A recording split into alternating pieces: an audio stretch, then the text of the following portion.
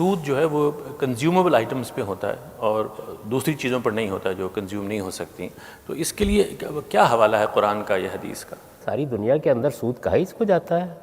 یہ بھی دیکھیے وہی غلطی ہے جو لوگ کرتے ہیں کہ گویا سود قرآن مجید نے متعارف کرایا ہے۔ جب سے دنیا بنی ہے لوگ جانتے ہیں سود کیا ہے۔ سود قرض پر نفع کا نام ہے، یعنی اللہ تعالیٰ نے ہم انسانوں کو پہلے دن سے حضرت آدم کے زمانے سے یہ ہدایت کی ہے کہ تمہارے پاس اگر تمہاری کاروباری اور ذاتی ضرورتوں سے زیادہ کچھ ہے تو اس کو معاشرے کا حق سمجھو۔ اگر تمہارے کسی بھائی کو کوئی ذاتی ضرورت ہے، کوئی کاروباری ضرورت ہے اور وہ تمہارے پاس آ گیا ہے تو تم اس کی مدد کر سکتے ہو تو کر دو، اور اگر اتنا حوصلہ نہیں تو قرض دے دو، لیکن جب قرض دو تو اس پر نفع کا مطالبہ نہ کرو۔ تو قرض پر نفع کو سود کہا جاتا ہے، چیزوں کے استعمال کے کرائے کو سود نہیں کہا جاتا، وہ ہمیشہ سے جائز رہا ہے۔ ورنہ تو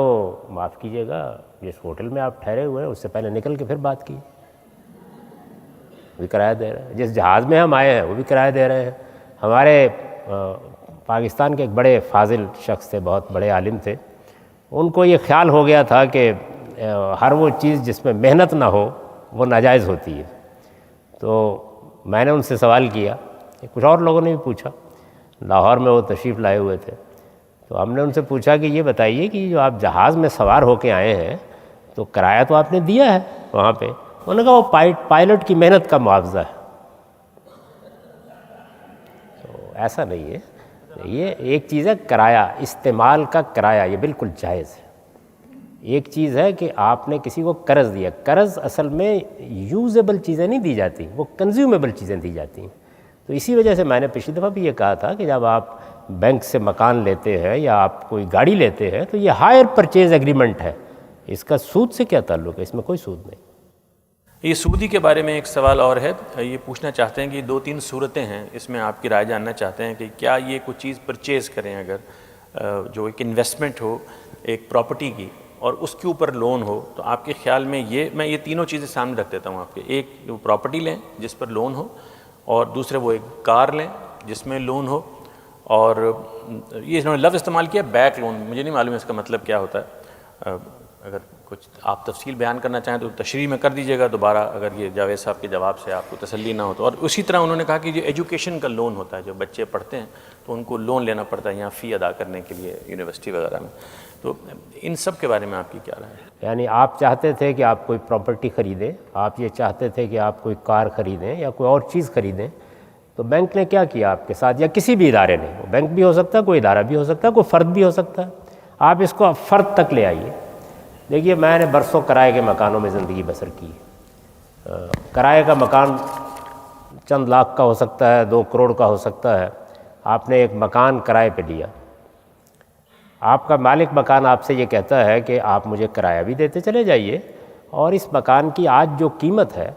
اس کے لحاظ سے میرے ساتھ خرید و فروخت کا معاہدہ کر لیجئے اور قسط وار قیمت بھی ادا کرتے چلے جائیے۔ مجھے یہ بتائیے یہ ظلم ہے یا احسان ہے؟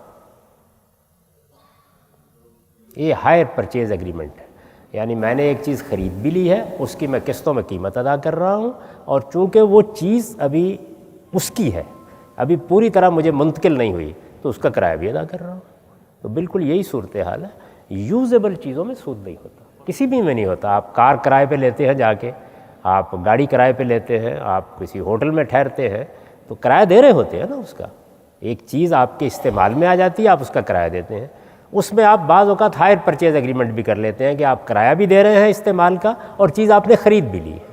تو یہ ہے جس کو بالکل جائز۔ وہ جو ایجوکیشن کا لون ہے جو طلبہ کو لینا پڑتا ہے، تو اس وجہ سے وہاں ہم یہ سجیسٹ کرتے ہیں کہ اس کو بینک لون کی بجائے ایجوکیشن میں فائنانسنگ کے طریقے پر دیں، اور فائنانسنگ کے کچھ منصفانہ اصول ہیں جن پر وہ کرنی چاہیے، وہ بینک کو ہدایت کی جاتی ہے۔ جہاں پیسہ دیا جائے گا قرض کے طور پر وہاں آپ جو کچھ زائد لیں گے وہ سود ہوگا۔ آپ نے گندم کسی کو دی تو گندم کنزیوم ہو جاتی ہے، یعنی وہ استعمال نہیں کی جا سکتی اس کے وجود کو باقی رکھ کے۔ آپ مجھے یہ میز دیں گے، میں اس کو ایسے ہی باقی رکھ کے استعمال کروں گا، آپ اس کا کرایہ مجھ سے لے لیں، آپ کہیں گے یہ میز مجھے واپس کر دو، میں واپس کر دوں گا، لیکن گندم میں نے کھا لی ہے، آٹا میں نے استعمال کر لیا ہے، وہ اپنا وجود کھو بیٹھا،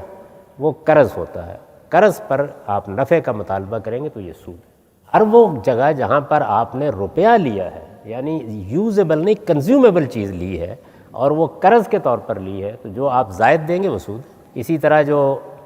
فائنانسنگ بینک کرتے ہیں کاروباروں میں، وہ کیسے کی جائے وہ ایک الگ سوال ہے، یعنی وہ سود سے پاک کر کے بھی کی جا سکتی ہے،